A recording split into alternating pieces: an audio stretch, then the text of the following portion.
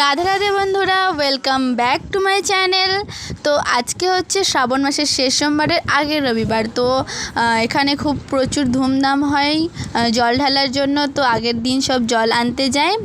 তো আমিও যেতাম আগে, তো এখন যাই না। এখন যাচ্ছি না। আগের বছর গিয়েছিলাম, এখন যাচ্ছি না। তার কারণ হচ্ছে মাধ্যমিক দেবো, তো মাধ্যমিকের জন্য পড়াশোনা করতে হচ্ছে। আর যদিও আমার এখন পরীক্ষা চলছে, তাই আমি এখন যাচ্ছি না। তো আমি ভাবলাম যে একটু ঘুরে আসি, মন খারাপ করছিল। মা বললো চল তাহলে ঘুরে আসি সবাই মিলে।